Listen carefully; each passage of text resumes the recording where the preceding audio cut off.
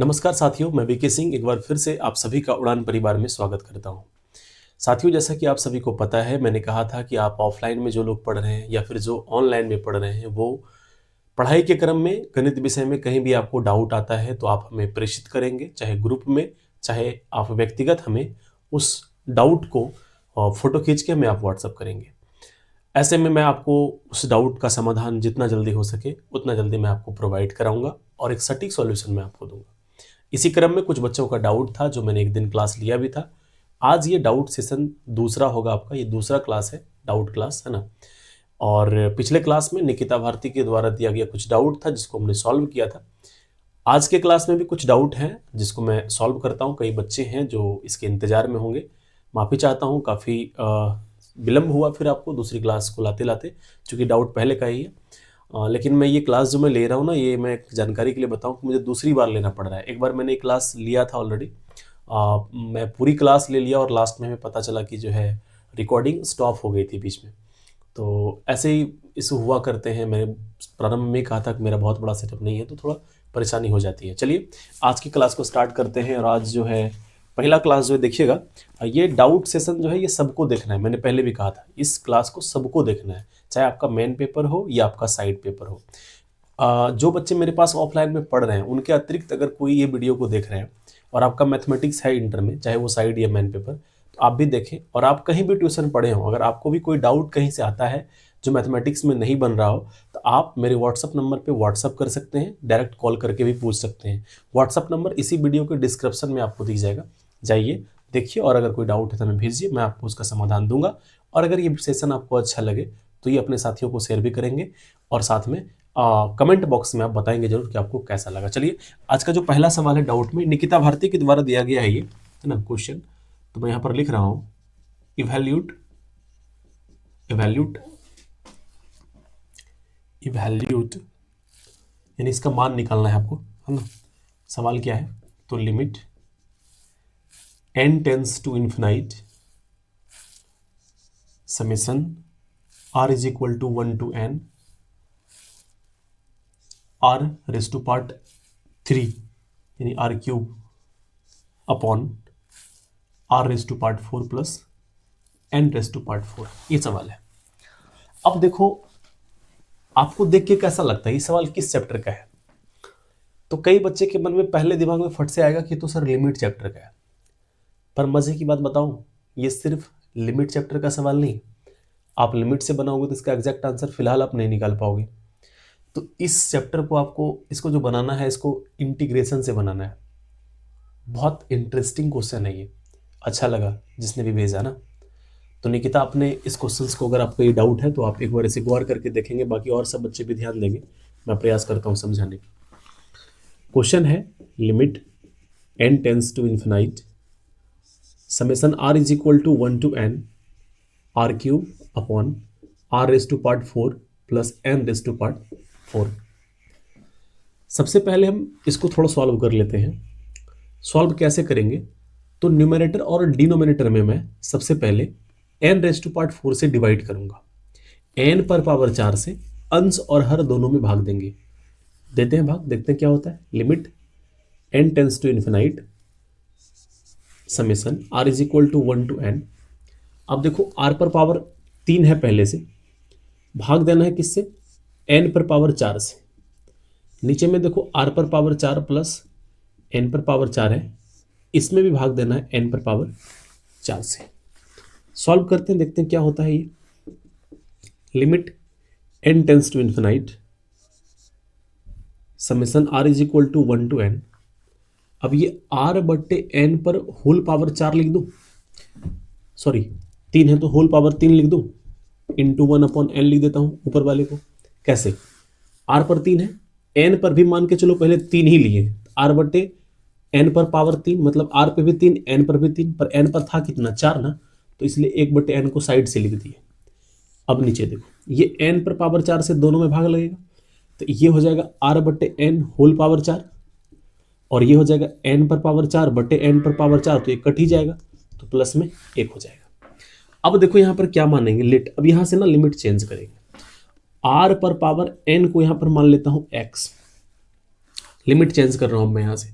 Limit, पहले इस limit को हटाएंगे, इस लिमिट को हटाने के लिए इसको वेरिएबल पहले हम बदल रहे हैं, आर बटे एन बराबर एक्स हमने माना।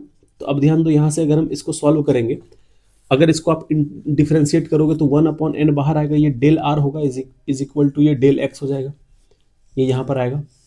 हमने वेरिएबल एक्स को आर को एक्स में चेंज करने का काम यहाँ पर मैं कर रहा हूँ, तो 1/n del are del x हो जाएगा। ध्यान से समझिएगा पहले, तो r/n को जब हमने x माना तो 1/n बाहर आया, r का डेल आर हुआ इज इक्वल टू एक्स का डेल एक्स हो गया। अब देखो, जब इसको आपने चेंज किया, इसको जब आपने माना, यानी x में लेकर अगर आप जा रहे हो, तो आप यहाँ जो r is equal to 1 to n है, इसे भी तो चेंज करना पड़ेगा ना। तो अब ध्यान से समझना, मैं यहाँ क्या करता हूँ कि इफ r बराबर अगर हम 1 लेते हैं तो x में क्या होगा, r में तो ये 1 है, x में क्या होगा, यानी x का मान क्या होगा। तो x का मान देखो, r का मान यहाँ पे अगर तुम रख दोगे 1 बटे n, 1 बटे, और n का मान n टेंस टू कहाँ है, इन्फिनाइट, तो 1 बटे इन्फिनाइट क्या हो जाएगा, 0 हो जाएगा।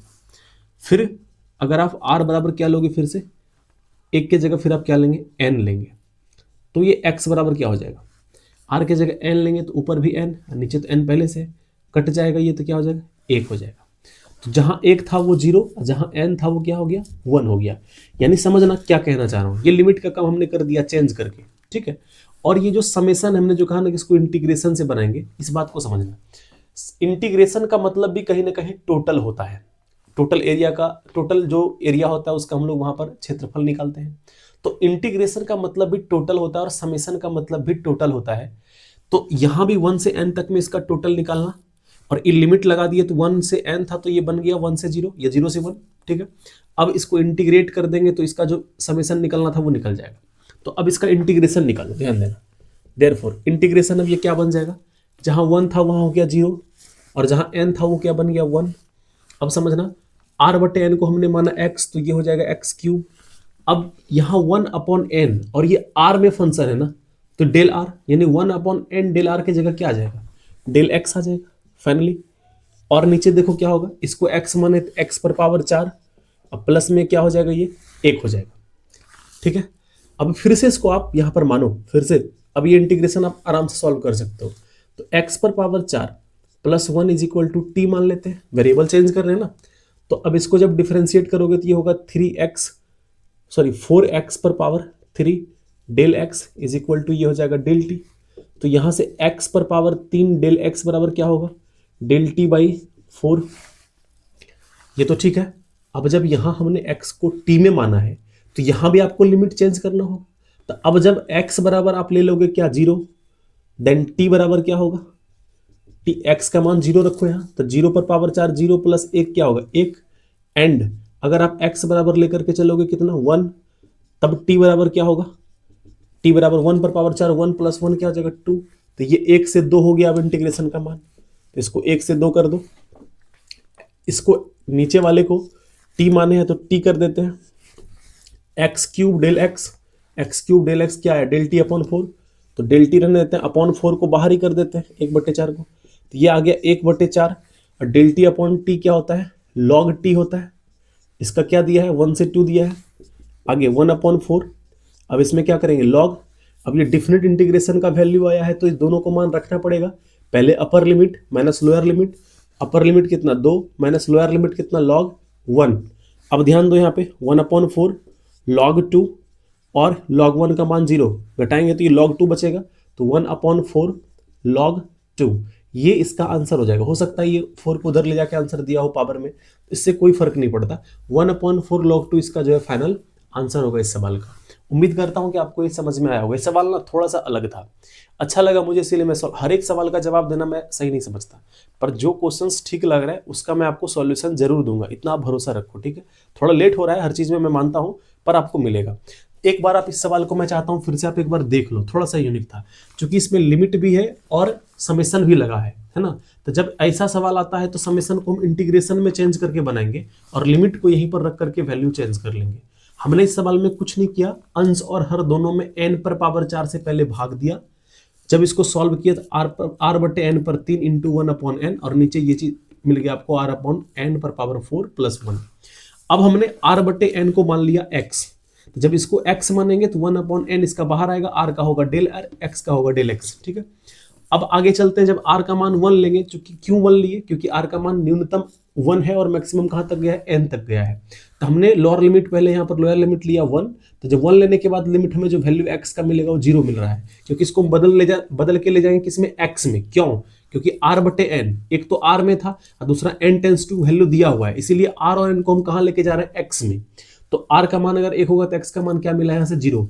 और जब r का मान n हुआ तो यहाँ पर x का मान 1 मिला। ये समझ लो कि इस जगह ना r का मान 1 रखने पर x का मान 0 कैसे हुआ, इस जगह कंफ्यूजन होता है, सबको होता है, इसीलिए मैं बार बार रिपीट कर रहा हूँ।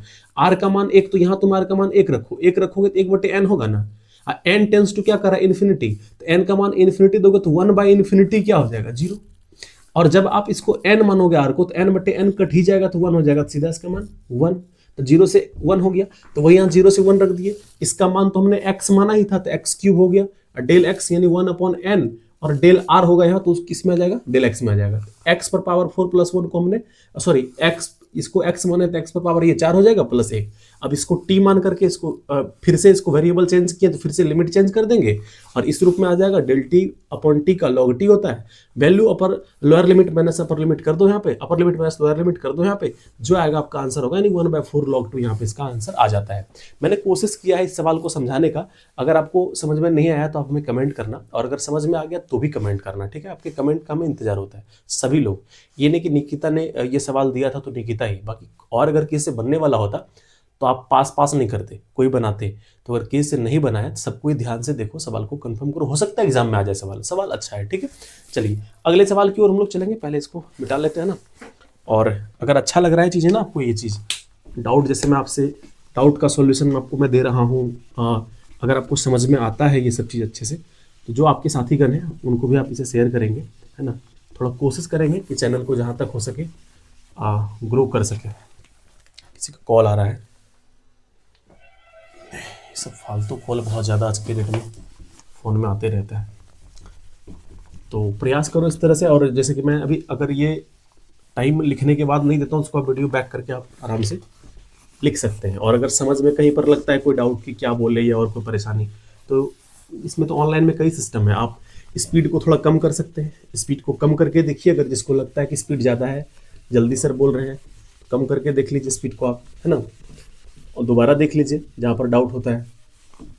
थोड़ा सा अगर खुद से भी कोशिश करोगे चीज़ें ठीक ठाक चलेगी, ठीक। चलिए अगला सवाल देखते हैं।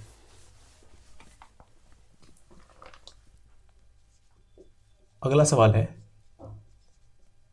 सदिश विधि से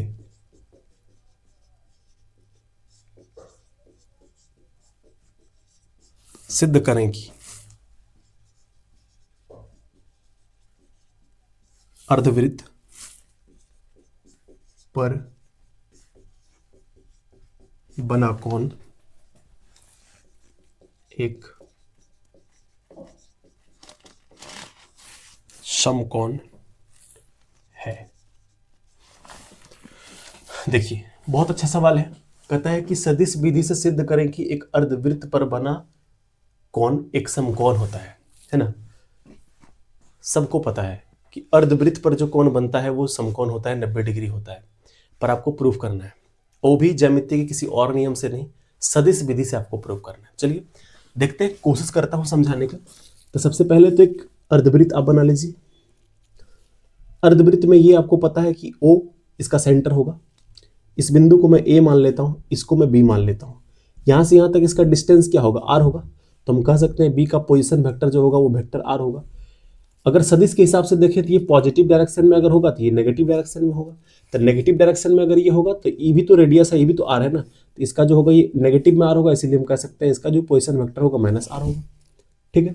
यहाँ पर कोई बिंदु मैं मान लेता हूँ P। अब इसी पर बना, यानी यही वृत्त पर, अर्धवृत्त पर बना कोण जो है 90 डिग्री होगा, B से मिला देते हैं, ये कोण 90 डिग्री होगा, ये प्रूफ करना है। तो मान लेता हूँ कि ये जो सेंटर से जो इस बिंदु की दूरी होगी, इसको मान लेता हूँ मैं x दूरी होगी, तो इसका जो पोजीशन वेक्टर होगा क्या होगा, वेक्टर x हो जाएगा। चलो ध्यान दो, यहाँ क्या क्या चीज़ें हुआ समझिएगा।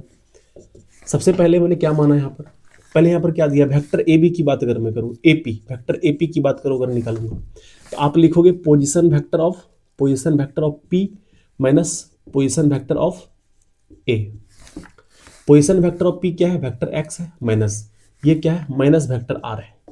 इसको निकालोगे तो vector x plus vector r, ये क्या आ जाएगा आपका, वेक्टर ए पी आ जाएगा आपका। ठीक है, चलिए वेक्टर ए पी अपना आ गया। एंड अब हम निकालते हैं B P, vector B P. तो इसमें position vector of P minus position vector of B, position vector of B. तो इसको जब निकालेंगे तो क्या होगा, position vector of P, P का क्या है, वेक्टर एक्स माइनस बी का क्या है, वेक्टर आर। तो ये फाइनली क्या निकल गया, बीपी जो है, वेक्टर बीपी जो है ये आ गया vector x minus vector r, ये आ गया आपका। ठीक है, ये दोनों निकल गया।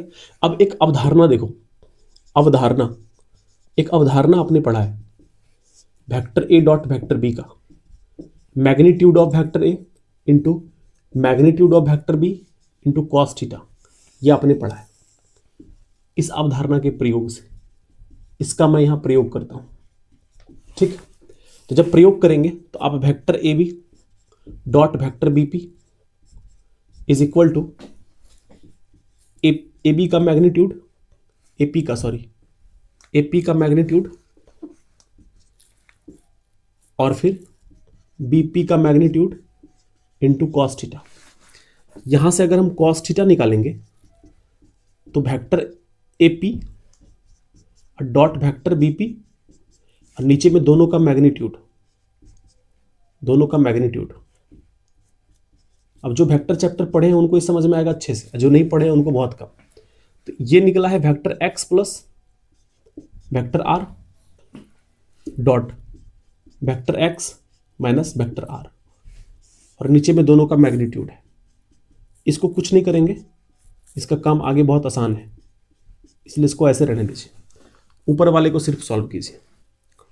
अब देखिए ऊपर वाले में क्या कर सकते हैं, इसका डॉट प्रोडक्ट निकालेंगे तो vector x into vector x करेंगे, स्क्वायर होगा, plus minus minus vector x vector r plus plus plus vector x into vector r plus minus minus vector r का स्क्वायर, और नीचे में हो जाएगा वेक्टर ए पी का मैग्नीट्यूड वेक्टर बी पी का मैग्नीट्यूड। अब आप देखो ये माइनस में ये प्लस में कटेगा, ये दोनों भी प्लस माइनस कटेगा। क्यों कटेगा, क्योंकि आर और एक्स ना कहीं बराबर है। कैसे, ये आर देखो क्या है, रेडियस है, तो ये जो एक्स हमने माना है ये भी तो रेडियस ही है ना, ये भी तो त्रिज्या है, तो दोनों कहीं ना कहीं बराबर है, इसलिए दोनों भी कटेगा। कट गया तो ऊपर सब क्या हो गया, जीरो, और नीचे कुछ भी रहेगा, हालांकि नीचे है वेक्टर ए पी का मैग्नीट्यूड और बी पी का मैग्नीट्यूड, नीचे कुछ भी रही क्या बन जाएगा, जीरो। तो अब जब ये जीरो बन गया तो कहने का मतलब ये है भाई, समझना कि कॉस थीटा बराबर यहाँ पर हमारा जीरो निकल रहा है, इसका मतलब थीटा बराबर 90 डिग्री, और जब थीटा 90 इसका मतलब दोनों का डॉट प्रोडक्ट जीरो, और जीरो का मतलब क्या होगा, वेक्टर ए पी परपेंडिकुलर है किस पे, बी पी, ये दोनों क्या है आपस में परपेंडिकुलर, क्योंकि परपेंडिकुलर जब होता है तब डॉट प्रोडक्ट जीरो होता है। ठीक है, ये हम लोग पढ़े हैं, पैरेलल में क्रॉस प्रोडक्ट पढ़ते हैं, परपेंडिकुलर में ये क्या होगा, जीरो होगा, तो इसलिए दोनों क्या है परपेंडिकुलर, और ये आपको क्या करना था, प्रूव करना था। परपेंडिकुलर अगर ये दोनों है इसका मतलब क्या है, ये एंगल कितना है, 90 डिग्री है, यही तो 90 डिग्री आपको निकालना था। समझ में आई बात। अगर तुम्हें लगता है इसमें कहीं डाउट है ना, कहीं पर भी परेशानी है, तो तुम दोबारा इस वीडियो को देखो भाई, है ना।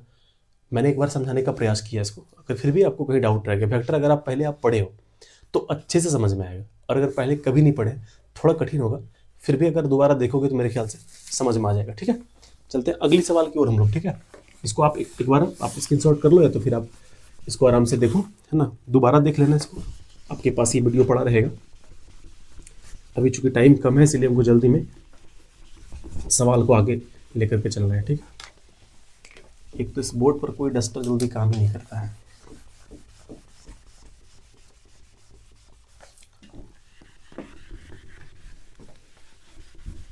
अब ये सारे क्वेश्चंस आपको किस तरह से समझ में आ रहा है, नहीं आ रहा है ना, ये आप कमेंट बॉक्स में लिखना जरूर। मैं बार बार हमेशा चर्चा, देखो मैं लाइक शेयर सब्सक्राइब, इससे ज़्यादा ये तो मैं कभी कभी बोल देता हूँ, ये ऑनलाइन का शायद फंडा है, बोलना पड़ता है इस दुनिया में आने के बाद। शायद ये मुझे अच्छा खुद में भी नहीं लगता कि बार बार ये कहना लाइक करो सब्सक्राइब करो, कोई मतलब नहीं। अगर आपको अच्छा लगेगा तो आपका स्नेह वहाँ मिलेगा, और अच्छा नहीं लगेगा तो कहने से कोई मतलब नहीं बनता। ठीक है, लेकिन हाँ मैं कमेंट के लिए बार बार कहता हूँ ना, चूँकि उसको मैं देखता हूँ सामने वाला क्या कह रहा है, उसको कहाँ परेशानी हो रहा है ना।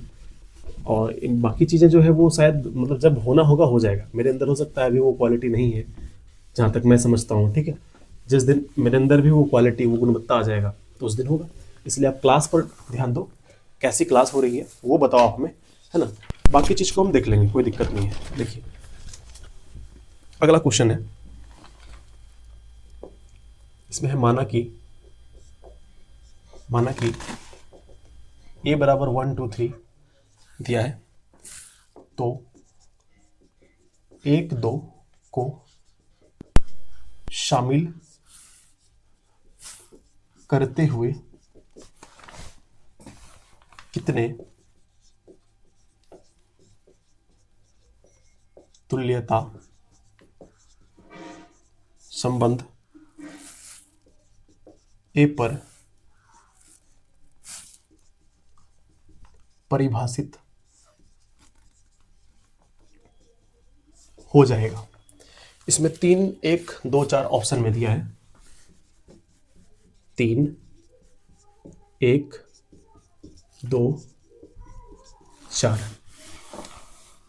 तो इस चीज को अगर हम देखें तो सबसे पहले हमें यहाँ पर गिवन है, ध्यान से समझना है इसको।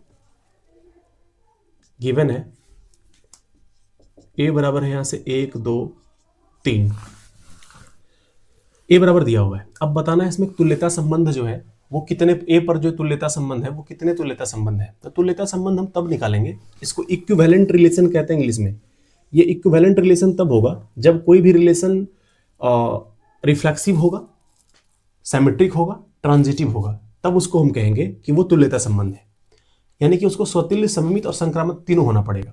तो ए पर ही चेक करना है, तो ए बराबर अगर ये दिया है तो यहाँ से हमको टोटल रिलेशन अगर निकालेंगे तो ए क्रॉस ए जो निकलेगा वही होगा। तो इसमें क्या क्या आ जाएगा, 1 1 1 2 1 3, 2 1 2 2 2 3, 3 1 3 2 3 3, ठीक है, ये आ गया। अब ध्यान दो, अब आप यहां पहले चेक करो किसके लिए, रिफ्लेक्सिव के लिए।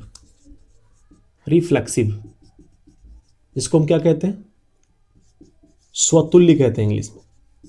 1 2 के लिए बोलता है ना, 1 2 पर चेक करो, 1 2 को शामिल करते हुए। तो 1 2 अगर बिलोंग कर रहा है कोई रिलेशन में, ठीक है, तो स्वतुल्य का कहना है कि इसमें 1 1 और 2 2, यानी 1 1 और 2 2 ये भी बिलोंग करना चाहिए। तो क्या देखो कर रहा है इसमें, 1 1 है, 2 2 है, तो इसलिए ये स्वतुल्य होगा। अब हम बात करते हैं इसमें किसका, सिमेट्रिक का बात करते हैं। सिमेट्रिक के लिए अगर देखेंगे, सममित के लिए देखेंगे, तो सिमेट्रिक में अगर देखो 1 2 की बात हुआ है, अगर ये रिलेशन में है तो सिमेट्रिक कहता है इसका उल्टा जो होता है 2 1 ये भी होना चाहिए। तो क्या ये 2 1 इसमें है, देखो 2 1 है, इसलिए ये भी होगा। अब ट्रांजिटिव की बात करते हैं, ट्रांजिटिव की बात करते हैं, इसको बोलते हैं संक्रामक। तो ट्रांजिटिव में अगर देखेंगे तो ए बी और बी सी अगर बिलोंग कर रहा है तो ए सी भी करना चाहिए। तो चेक करते हैं 1 2 से, 1 2 बिलोंग कर रहा है और 2 1 इसका उल्टा, ये बिलोंग कर रहा है कि नहीं, ये तो कर रहा है, तो ये करता है तो इसका पहला इसका अंतिम यानी 1 1 भी करना चाहिए बिलोंग। तो 1 1 भी बिलोंग कर रहा है, देखो, तो ट्रांजिटिव भी है। अब कैसे स्वतुल्य, सममित और संक्रामक हुआ मैंने समझाया। अगर आपको नहीं समझ में आता है तो आप रिलेशन फंक्शन चैप्टर को एक बार रिवीजन करो। स्वतुल्य का कंडीशन यही है कि वो एलिमेंट का उसके साथ ही जो 2 एलिमेंट है दोनों का अपने अपने साथ रिलेशन में होना चाहिए। तो यहाँ पे है सममित का मतलब उसका उल्टा होना चाहिए है, और संक्रामक का मतलब जो 2 ए बी लिए हैं यहाँ बी सी लिए हैं तो ए सी भी होना चाहिए, वो भी है। तो ये ट्रांजिटिव भी है, इसका मतलब ये तीनों मिला के तुल्यता संबंध है, मतलब इक्विवेलेंट रिलेशन ये है। तो तुल्यता संबंध हुआ तो 1 2 पे हुआ, तो 1 2 के अलावा और कोई एलिमेंट पे शूट करता है तो नहीं करता है। तो यहाँ पर ये 1 2 पर ही सिर्फ करेगा। तो इसका मतलब ये हुआ कि 1 2 पर ये 1 2 को शामिल करते हुए एक तुल्यता संबंध है।